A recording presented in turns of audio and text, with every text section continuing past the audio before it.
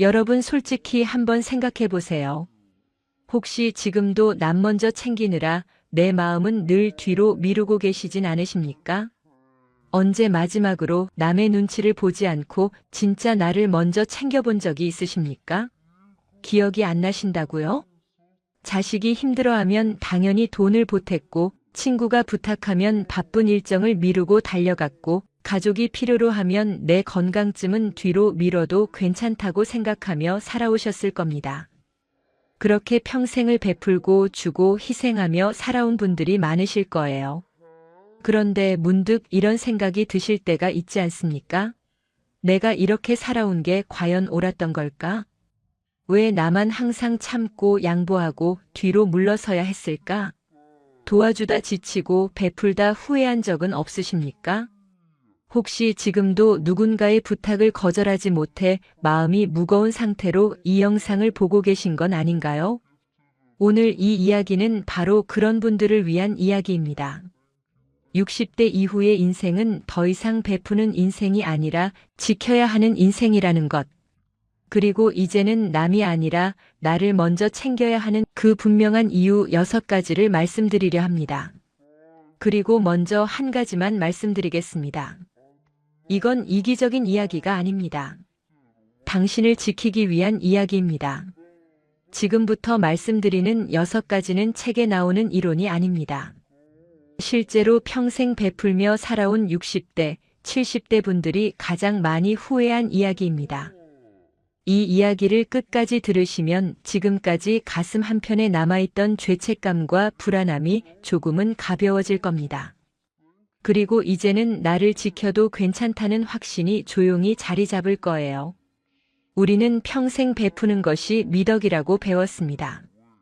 부모로서, 직장인으로서, 가장으로서 베푸는 것이 당연하다고 여기며 살아왔어요. 그런데 60대에 접어들면서부터는 상황이 달라집니다. 체력은 예전 같지 않고 경제적 여유도 점점 줄어들고 시간도 이제 한정되어 있다는 게 느껴지기 시작해요. 그런데도 여전히 우리는 베풀어야 한다는 압박감 속에서 살아갑니다. 자식이 집을 사겠다고 하면 노후 자금을 털어주고, 친구가 사업 자금이 필요하다고 하면 선뜻 돈을 빌려주고, 손주를 봐달라는 부탁에 자신의 건강을 뒤로 미루면서도 이게 부모의 도리지라고 스스로를 다독입니다. 하지만 솔직히 말씀드리면 이런 방식으로 살아가면 결국 무너지게 됩니다. 베풀다가 건강을 잃고, 베풀다가 경제적으로 파탄나고, 베풀다가 정작 내 노후는 아무도 책임져 주지 않는 상황에 홀로 남게 되는 거예요. 제가 아는 분 중에 김순자 씨라는 분이 계십니다. 은행에서 오래 일하시다 퇴직하셨어요. 퇴직금도 받으시고 연금도 나오니까 혼자 사시기엔 괜찮은 상황이었습니다. 그런데 둘째 아들이 어느 날 찾아왔어요. 엄마, 나 작은 카페 하나 차리고 싶은데 지금 아니면 기회가 없을 것 같아. 좀 도와줄 수 있어? 김순자 씨는 한참을 고민하셨습니다. 노후 자금을 건드리는 건 위험하다는 걸 아셨거든요. 하지만 아들의 간절한 눈빛을 보니 거절할 수가 없으셨어요. 너 나중에 꼭 갚아라 하시며 퇴직금 중 상당 부분을 건네셨습니다. 아들은 1년 안에 꼭 갚을게요, 엄마. 라고 약속했어요. 그런데 카페는 몇 달도 안 돼서 문을 닫았습니다. 위치도 안 좋았고 경험도 없다 보니 운영이 안 됐던 거예요. 아들은 미안해하면서도 엄마, 돈은 나중에 꼭 갚을게. 지금은 정말 여유가 없어라고만 했습니다. 2년이 지났는데 돈은 한 푼도 돌아오지 않았어요. 그런데 더 큰 문제가 생겼습니다. 김순자 씨가 무릎이 너무 안 좋아져서 수술을 해야 하는 상황이 된 거예요. 병원비가 만만치 않은데 퇴직금을 이미 많이 쓴 상황이라 여유가 없었습니다. 아들한테 조심스럽게 말을 꺼냈지만 아들은 엄마, 나도 지금 빚 갚느라 힘들어. 조금만 기다려줄 수 있어? 라고만 했어요. 결국 김순자 씨는 수술을 미루고 진통제로 버티고 계십니다. 무릎이 아파서 걷는 것도 힘들고 계단 오르내리는 것도 너무 고통스러운데 참고 사시는 거예요. 이 이야기를 들으면서 여러분은 무슨 생각이 드십니까? 혹시 아들이 너무한 거 아냐라고 생각하실 수도 있지만 사실 이건 누가 나쁘고 좋고의 문제가 아닙니다. 이건 경계의 문제예요. 자신이 지킬 수 있는 선을 명확히 정하지 않으면 선의로 시작한 도움이 결국 본인의 삶을 무너뜨리게 된다는 겁니다. 또 다른 분 이야기도 들어주세요. 박영숙 씨라는 분입니다. 이분은 남편이 일찍 돌아가신 후 혼자 세 자녀를 키우셨어요. 새벽 일찍 일어나서 시장에서 장사를 하시면서 자식들 뒷바라지를 하셨습니다. 정말 고생 많이 하셨어요. 자녀들이 다 결혼하고 독립한 후에는 이제 좀 쉴 수 있겠다 싶으셨습니다. 그런데 큰딸이 맞벌이를 하면서 아이를 맡길 곳이 없다고 하는 거예요. 엄마가 봐주시면 애도 좋아할 것 같아요. 박영숙 씨는 손주가 예뻐서 흔쾌히 승낙하셨습니다. 그렇게 손주 돌봄이 시작됐는데 처음에는 주 3일 정도만 봐준다고 했던 게 어느새 매일로 바뀌었어요. 그러다 작은 딸도 나도 애 좀 봐주세요 하면서 손주가 둘이 됐습니다. 박영숙 씨는 아침 일찍부터 저녁 늦게까지 두 손주를 돌보셨어요. 밥 먹이고 기저귀 갈고 재우고 놀아주고 공원 데리고 나가고. 나이 드신 분이 이런 일을 매일 하는 게 쉽지 않았습니다. 허리도 아프고 무릎도 아프고 밤에는 너무 피곤해서 그냥 쓰러지듯 주무셨어요. 그렇게 몇 년을 보냈는데 어느 날 박영숙 씨는 아침에 일어날 수가 없었습니다. 온몸에 힘이 하나도 없고 머리도 멍하고 아무것도 하기 싫은 거예요. 병원에 가니까 의사 선생님이 만성 피로와 우울증이 같이 온 것 같습니다. 푹 쉬셔야 해요. 라고 했습니다. 하지만 박영숙 씨는 딸들한테 이 사실을 말하지 못하셨어요. 내가 힘들다고 하면 애들이 미안해할 텐데, 그리고 나 말고 누가 애들을 봐주겠어 하는 생각 때문이었습니다. 결국 약을 몰래 먹으면서 계속 손주를 돌보고 계십니다. 지금 이 이야기를 들으시면서 혹시 본인의 모습이 겹쳐 보이진 않으십니까? 그런데 이와 정반대의 사례도 있습니다. 최영철 씨라는 분 이야기예요. 이분은 공무원으로 오래 일하시다 퇴직하셨습니다. 퇴직하시면서 자녀들을 모아놓고 분명하게 말씀하셨어요. 나는 이제 은퇴했고 앞으로 내 노후를 위해 살려고 한다. 미리 말해두는데 내 퇴직금과 연금은 나와 너희 엄마를 위해서만 쓸 거다. 결혼자금이나 집 살 때 도움 같은 건 기대하지 마라. 너희는 너희 힘으로 살아가야 한다. 대신 나도 나중에 너희한테 짐이 안 되도록 노후 준비를 확실히 할 거다. 처음에는 자녀들이 좀 섭섭해했습니다. 친구들 이야기 들어보면 부모가 이것저것 다 도와주는데 우리 아버지만 왜 이러시나 싶었던 거예요. 하지만 최영철 씨는 단호하셨습니다. 그리고 손주 돌봄도 명확하게 선을 그으셨어요. 일주일에 하루만 봐줄 수 있다. 그 이상은 할 수 없다. 딸이 다른 집 할아버지들은 매일 봐주시던데라고 했지만 그분들은 그분들이고 나는 나다. 나는 내 건강과 시간이 더 중요하다고 하셨습니다.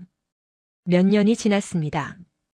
처음에는 자녀들이 서운해했지만 시간이 지나면서 오히려 이해하게 됐어요. 아버지가 건강하게 지내시고 취미 생활도 하시고 친구들과 여행도 다니시는 모습을 보면서 우리가 너무 부모님한테 기대려고만 했구나 하고 깨달았습니다. 그리고 무엇보다 최영철 씨 부부가 경제적으로 안정되어 있으니까 자녀들도 마음이 편한 겁니다. 우리가 부모님 노후 걱정은 안 해도 되겠구나라는 안도감이 생긴 거예요. 지금 최영철 씨는 등산도 다니시고 한문 공부도 하시고 부인과 함께 가끔씩 여행도 다니십니다.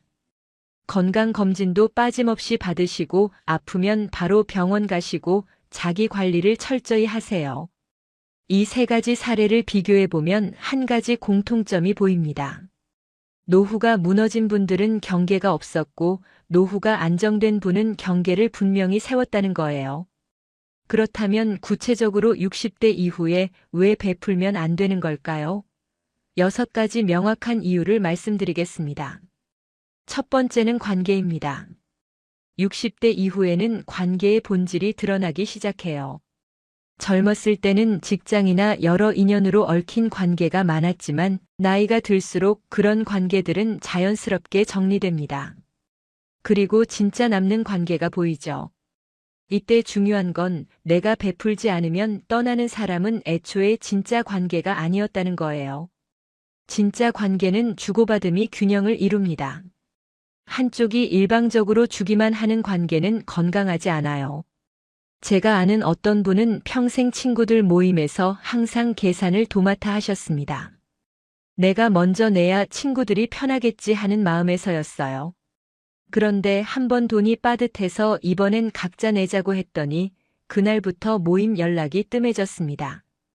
그제야 깨달으셨어요. 이제는 나를 존중하고 나를 있는 그대로 받아들여주는 사람들과만 시간을 보내야 합니다. 두 번째는 돈입니다. 60대 이후에는 돈을 버는 게 어렵습니다. 건강도 예전 같지 않고 일자리도 제한적이고 연금이나 저축으로 생활해야 해요. 그런데 이 시기에 자녀나 친구한테 돈을 빌려주거나 지원해주면 어떻게 될까요? 그 돈은 대부분 돌아오지 않습니다. 제가 아는 한 분은 조카가 사업한다고 목돈을 빌려주셨어요. 몇 달만 있으면 돈 들어와요라고 했는데 1년이 지나도 2년이 지나도 연락이 없었습니다. 조카는 명절 때도 얼굴을 안 비춰요. 미안해서 피하는 거죠. 그 사이 이분은 치과 치료를 해야 하는데 돈이 없어서 못하고 계십니다. 돈은 노후의 안전망입니다. 이 안전망이 무너지면 모든 게 무너져요. 그러니 60대 이후에는 절대로 노후 자금을 함부로 쓰면 안 됩니다. 세 번째는 건강입니다.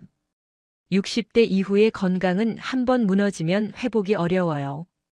젊었을 때는 무리해도 며칠 쉬면 괜찮아졌지만 이제는 달라요. 한번 아프면 회복하는데 오래 걸리고 어떤 병은 평생 안고 가야 합니다. 제가 아는 어떤 할머니는 손주를 돌보면서 허리를 다치셨어요. 병원에서는 푹 쉬셔야 해요라고 했는데 딸한테는 차마 말을 못 하셨습니다. 파스 붙이고 진통제 먹으면서 계속 손주를 돌보셨어요. 그렇게 1년을 버티다가 결국 걷지도 못할 정도로 악화됐습니다. 건강은 돈으로 살 수 없어요. 그러니 이제는 내 몸이 보내는 신호에 귀 기울여야 합니다. 피곤하면 쉬어야 하고 아프면 바로 병원에 가야 하고 무리한 부탁은 거절해야 해요. 네 번째는 시간입니다. 60대 이후에 남은 시간이 얼마나 될까요? 건강하게 활동할 수 있는 시간은 생각보다 짧습니다. 10년에서 15년 정도라고 봐야 해요. 제가 아는 한 분은 평생 언젠가 제주도에 오래 머물러 보고 싶다는 꿈이 있으셨습니다.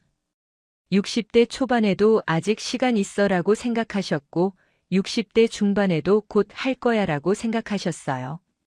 그런데 몇 년 사이 고혈압과 당뇨가 같이 왔습니다. 병원도 정기적으로 가야 하고 멀리 여행 가는 게 부담스러워진 거예요. 결국 그 꿈은 이루지 못하셨습니다. 지금도 가끔 그때 바로 갔어야 했는데 라고 후회하십니다. 시간은 돌아오지 않습니다.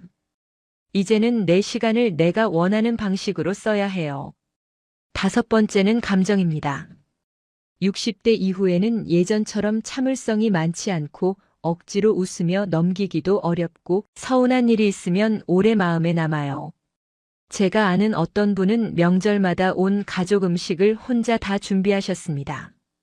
그렇게 20년을 하셨는데 어느 명절에 너무 피곤해서 이번엔 간단하게 먹자고 하셨어요. 그랬더니 아들이 명절인데 엄마 음식을 먹어야지라고 했습니다. 그 말을 듣는 순간 서운함이 확 올라왔어요. 내가 20년 동안 얼마나 힘들었는데 한번 쉬자고 하니까 저런 말을 하네. 이런 감정들이 쌓이면 결국 우울증으로 이어집니다. 이제는 감정도 솔직하게 표현해야 해요. 서운하면 서운하다고 힘들면 힘들다고 말해야 합니다. 여섯 번째는 선택권입니다. 60대 이후에는 스스로 선택할 수 있는 영역이 점점 줄어들어요. 그런데 그 좁은 선택권마저 남에게 넘겨주고 계신 건 아닌가요? 제가 아는 어떤 할아버지는 혼자 사시다가 자녀들이 요양원 가시는 게 어때요? 라고 했습니다. 본인은 집에서 계속 살고 싶으셨는데 자녀들이 걱정한다니까 그래라고 하셨어요. 요양원에 가신 후 많이 우울해지셨습니다. 본인이 원해서 간 게 아니니까 적응이 안 되는 거예요. 60대 이후의 삶도 엄연히 내 삶입니다. 어디서 살 것인지, 무엇을 할 것인지, 이 모든 것을 내가 선택해야 해요. 그렇다면 이런 생각이 드실 겁니다. 그래, 말은 맞는데 실제로 어떻게 해야 하지? 갑자기 태도를 바꾸면 자식들이 섭섭해하지 않을까? 맞습니다. 변화는 쉽지 않아요. 하지만 천천히 선을 그어나가면 됩니다. 먼저 자녀나 가까운 사람들과 솔직하게 대화를 나눠보세요. 나도 이제 나이가 들어서 예전처럼 무리하기 어렵다. 도와줄 수 있는 게 한정적이다라고 말하는 겁니다. 처음에는 서운해할 수도 있어요. 하지만 시간이 지나면 이해하게 됩니다. 경제적인 부분에서도 명확한 원칙을 세우세요. 내 노후 자금은 절대 건드리지 않겠다고 정하는 겁니다. 자식이 힘들어하는 모습을 보면 마음이 약해지기 쉽습니다. 하지만 기억하세요. 지금 당신이 무너지면 나중에 자식이 더 큰 짐을 지게 됩니다. 부모가 노후 준비를 제대로 못하면 자식이 나중에 부양해야 해요. 지금 선을 긋는 게 결국 자식을 위한 길이기도 합니다. 건강 관리도 중요합니다. 손주 돌봄을 요청받았을 때 내 몸 상태를 먼저 생각하세요. 허리가 아픈데 아이를 안고 무릎이 안 좋은데 공원에 데리고 가는 건 무리예요. 미안하지만 이번엔 힘들 것 같다고 말하는 게 나쁜 게 아닙니다. 오히려 무리하게 돌보다가 쓰러지는 게 더 큰 문제예요. 혹시 지금 이 말을 들으시면서 그래도 나는 아직 괜찮은데? 라고 생각하시는 분도 계실 겁니다. 하지만 여쭙고 싶습니다. 정말 괜찮으십니까? 혹시 괜찮은 척하고 계신 건 아닌가요? 문제는 징후가 보일 때는 이미 늦는 경우가 많다는 거예요. 건강이 무너지고 나서야 후회하고 돈이 바닥나고 나서야 후회하고 시간이 다 지나가고 나서야 후회합니다. 그러니 지금 아직 괜찮을 때 미리 준비하고 미리 선을 그어두는 게 중요합니다. 옛 어른들이 하신 말씀 중에 과유불급이라는 게 있습니다. 지나친 것은 모자람만 못하다는 뜻이에요. 이 말은 삶의 모든 면에서 균형을 잃지 말라는 겁니다. 너무 베풀어서도 안 되고 너무 움켜쥐어서도 안 돼요.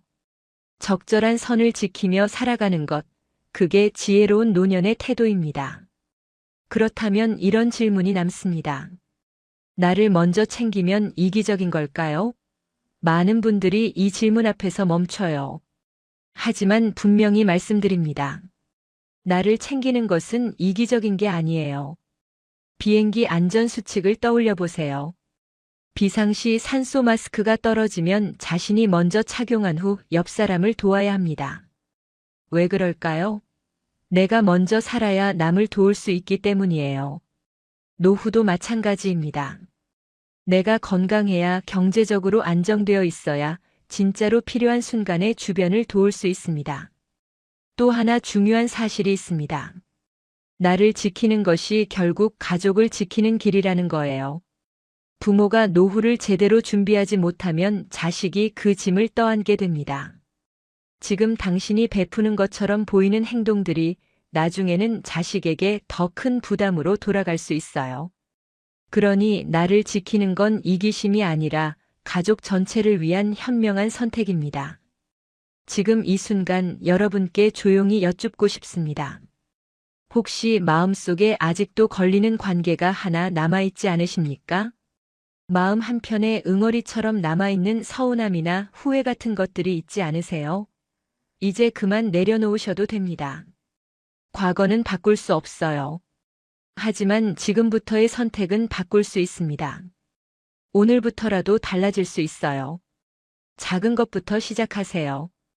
오늘 저녁에는 내가 먹고 싶은 걸 먹고, 이번 주말에는 내가 하고 싶은 걸 하고, 다음에 부탁이 들어오면 한 번쯤은 미안하지만 이번엔 어렵다고 말해보세요. 60대 이후의 삶은 새로운 시작입니다.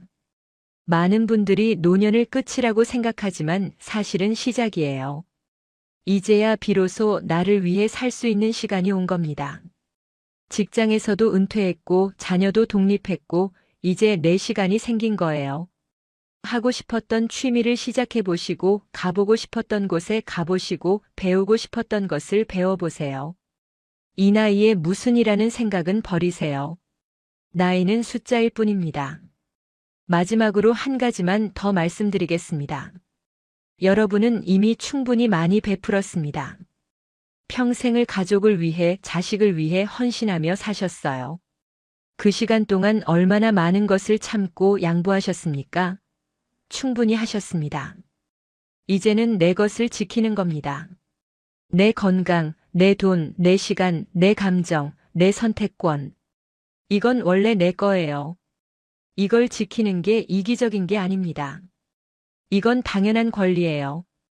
이제 무엇을 더 베풀 것인지보다 무엇을 지킬 것인지 선택할 시간입니다.